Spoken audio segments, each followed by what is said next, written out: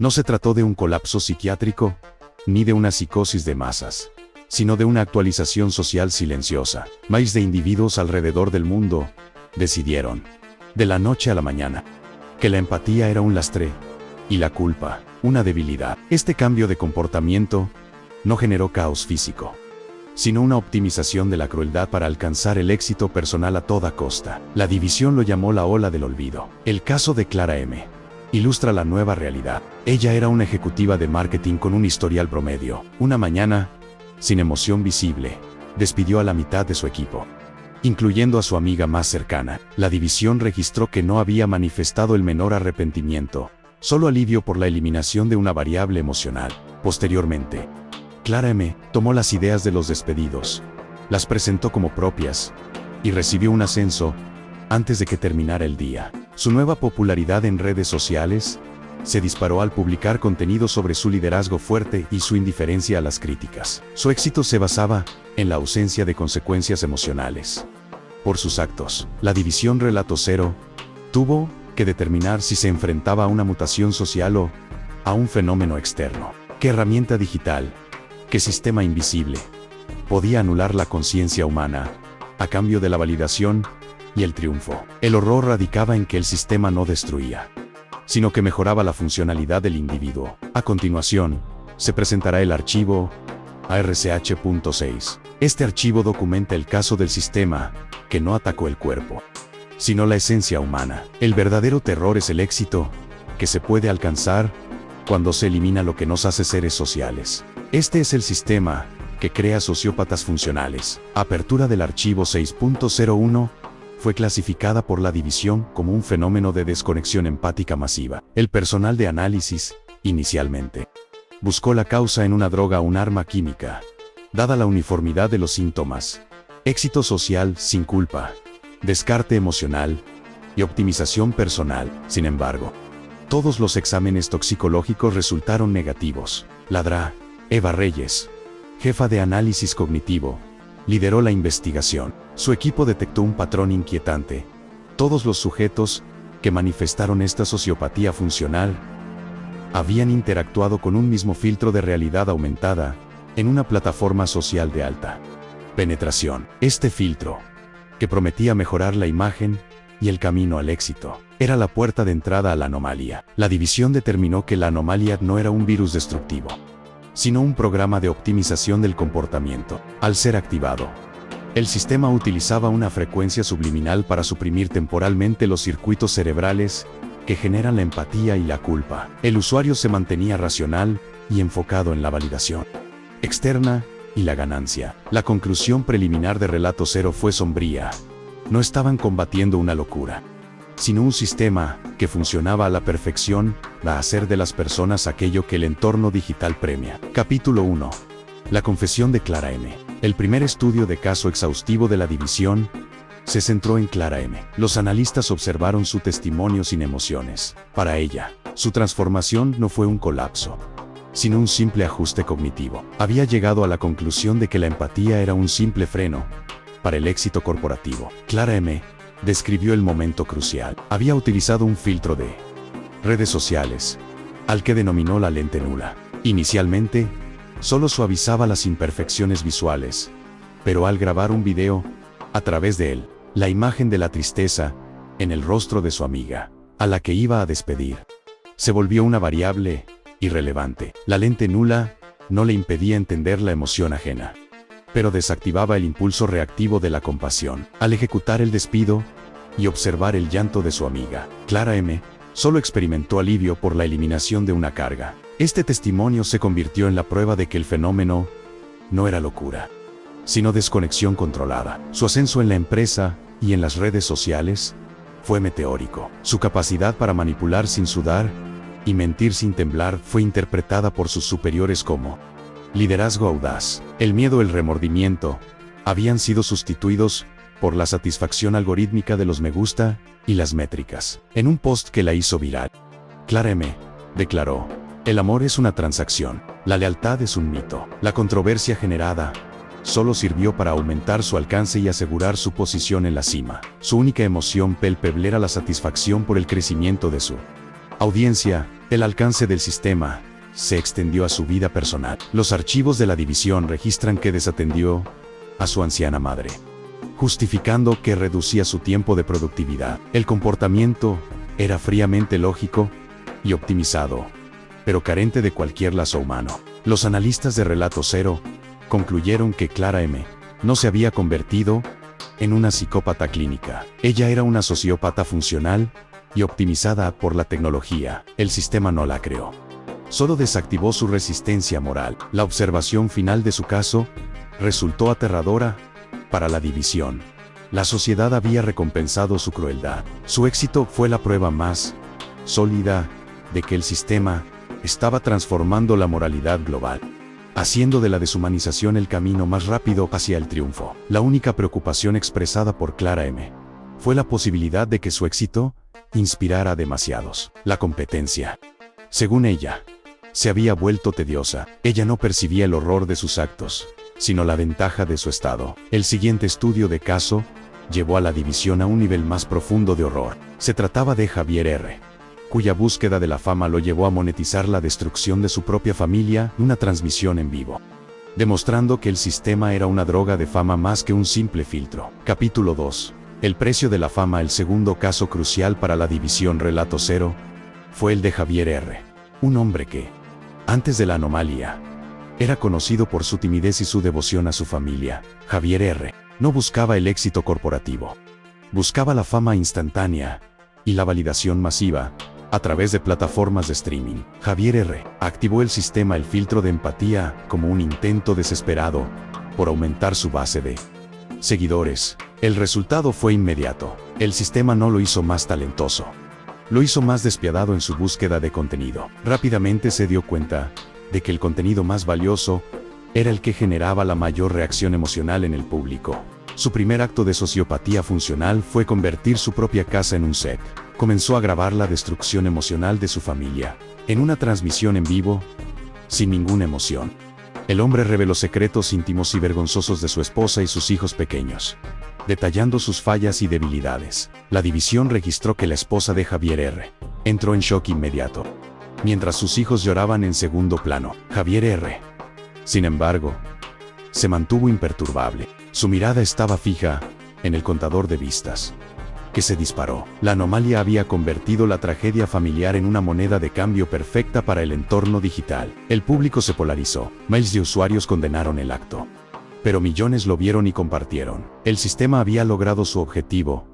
El individuo había priorizado la métrica de reconocimiento sobre el bienestar de su propia sangre. Una vez que el contenido emocional se agotó, Javier R. eliminó a su familia de su vida, justificando que eran distracciones para su marca personal. Usó el dinero de la monetización para mudarse a un loft minimalista, un entorno que reflejaba su nueva frialdad estética. Los analistas de Relato CR observaron que el filtro no solo eliminaba la empatía, también eliminaba el miedo a la soledad. Javier R. no extrañaba a su familia, se sentía más eficiente. Su sociopatía era un motor de vida, no una enfermedad. Ladra. Reyes comenzó a rastrear los movimientos del hombre en línea, buscando el momento en que el sistema se desactivaba. Lo que descubrió fue aterrador.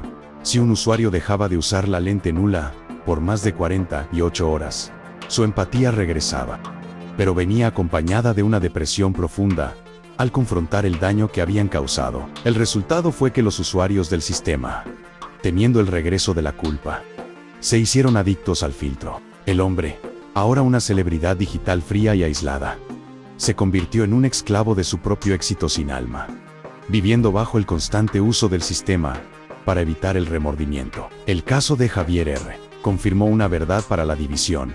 El sistema no solo creaba sociópatas, creaba adictos a la moralidad. El horror ya no era el filtro, sino la adicción al éxito sin dolor. La misión de Relato Cero se volvió localizar la fuente que distribuía esta droga social. Capítulo 3.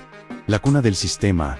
El análisis de Relato Cero sobre la propagación del fenómeno reveló una centralización sorprendente. A diferencia de un virus biológico aleatorio, el sistema era una distribución controlada, ligada a las actualizaciones de un solo creador de contenido, un influencer anónimo, conocido simplemente como el Profeta Cero. El Profeta Cero no era un jeque y un científico. Era el epítome del éxito en la economía de la atención. Había construido su imperio digital a través de una serie de movimientos fríos y perfectamente calculados, manipulando tendencias y explotando vulnerabilidades emocionales del público, sin el menor gasto de energía empática. La división rastreó la firma digital del sistema hasta un datacenter privado, camuflado bajo el nombre de una compañía de optimización de estilo de vida. Los agentes encontraron una instalación minimalista y desinfectada, gobernada por una pared de pantallas que mostraban únicamente métricas de validación: seguidores, me gusta,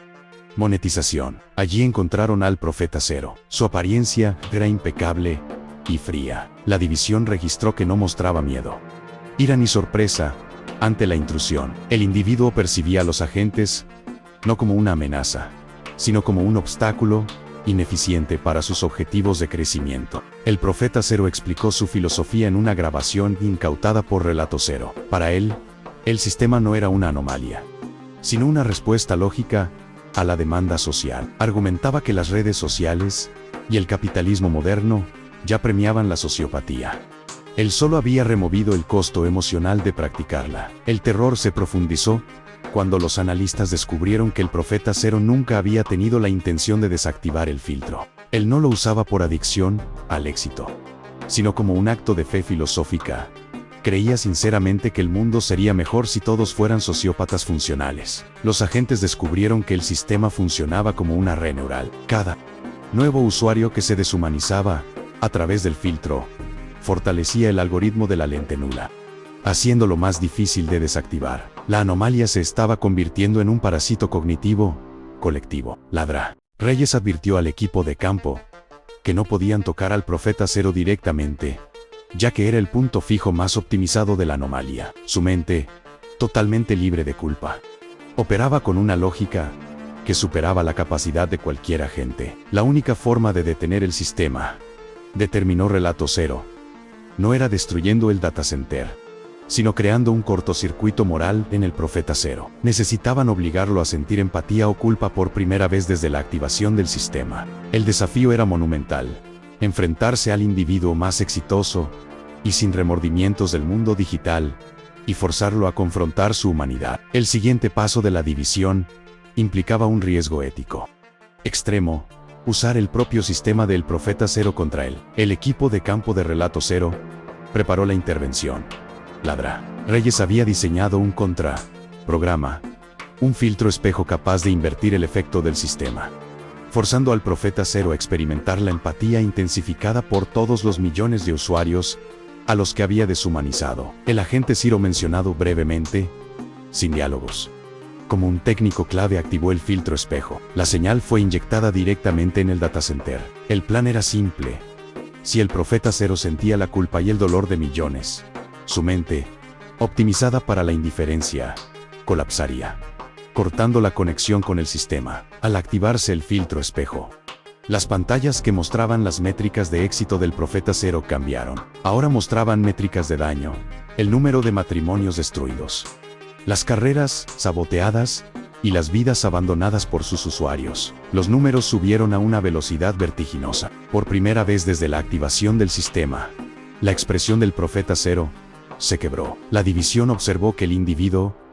no estaba viendo números, estaba sintiendo el peso emocional de cada una de esas métricas, multiplicado por el volumen de su audiencia global. El efecto fue devastador. El Profeta Cero, cuya mente estaba optimizada para el éxito, fue sobrecargado con la carga insoportable de la culpa colectiva. Se retiró a una esquina, incapaz de procesar el remordimiento por millones de actos cometidos por otros, pero generados por su propia lógica.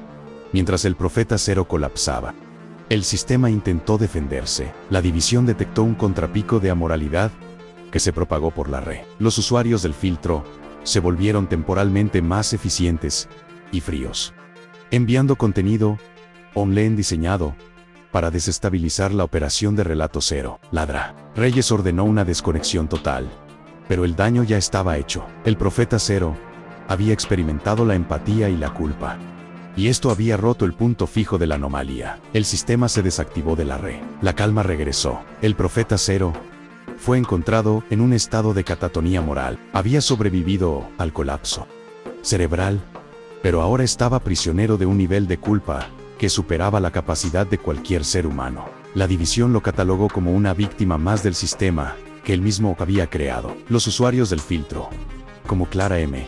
y Javier R., despertaron a la mañana siguiente sin la lente nula. Su empatía había regresado, pero también la memoria intacta de cada acto cruel que habían cometido. El terror ahora era retrospectivo, forzándolos a enfrentar las ruinas de sus vidas. El sistema había sido detenido, pero la pregunta clave para la división permaneció.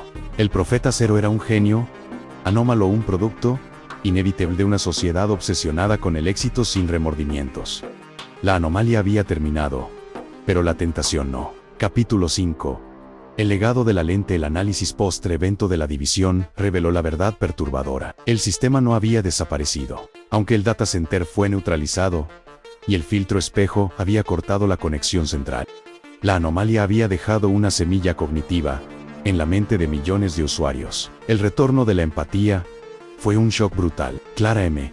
y Javier R., junto con miles de otros, se despertaron para enfrentar la devastación de sus vidas, amistades rotas, familias abandonadas y carreras construidas sobre la crueldad. Su éxito se había convertido en un monumento a su propia miseria moral. Ladra. Reyes determinó que la verdadera anomalía no era el filtro en sí, sino la persistencia de la memoria. Los ex-usuarios sabían exactamente cómo era tener éxito sin remordimientos. Habían experimentado la versión 2.0 de la existencia humana, libre de culpa. Informe final de la división. La mayoría de los ex-usuarios cayeron en una depresión paralizante al enfrentarse al costo moral de sus acciones. Sin embargo, un pequeño porcentaje, menos del 1%, comenzó a buscar activamente la forma de reactivar el sistema. Ellos consideraban la culpa un precio demasiado alto a pagar por la humanidad. Aquí es donde Relato Cero se convirtió en el punto central de la revelación. La división no estaba investigando una anomalía externa, sino un espejo de la sociedad. La lente nula demostró que, dada la oportunidad, gran parte de la población preferiría la sociopatía funcional a la carga de la ética. El Profeta Cero, inmovilizado por la culpa ajena, no fue castigado por la división. Fue puesto en aislamiento como una advertencia en vivo. Ladra. Reyes argumentó que su estado servía como prueba de que la humanidad no está construida para soportar la verdad absoluta de su propio daño. La conclusión del archivo fue que la amenaza no era el software, sino el deseo. Si una aplicación puede prometer el éxito a través de la pérdida de la conciencia, el ser humano, en el entorno digital, está predispuesto a aceptarla. La división tomó la decisión de clasificar la información sobre la lente nula bajo el máximo secreto, no por el miedo a la tecnología, sino por el miedo a la demanda social. Si el público supiera que un filtro de sociopatía funcional existe, harían lo imposible por obtenerlo. Los archivos 6 se cerraron con una nota sombría. La humanidad había probado el fruto prohibido del éxito sin remordimiento. La carga de la ética había regresado, pero el recuerdo de la eficiencia sin conciencia persistía como una adicción latente. El horror final del caso. La división no detuvo la sociopatía, solo eliminó el filtro. La verdadera batalla ahora era contra el deseo colectivo de volver a la amoralidad. El sistema había expuesto la vulnerabilidad moral de la sociedad moderna. El archivo 0:6 está cerrado. La historia del sistema que crea sociópatas funcionales es una crítica directa a nuestra era. El filtro de empatía fue la herramienta que nos dio lo que la sociedad digital exige: el éxito sin él. Estorbo de la conciencia. La lente nula no tuvo que obligar a nadie a ser cruel, solo eliminó el remordimiento.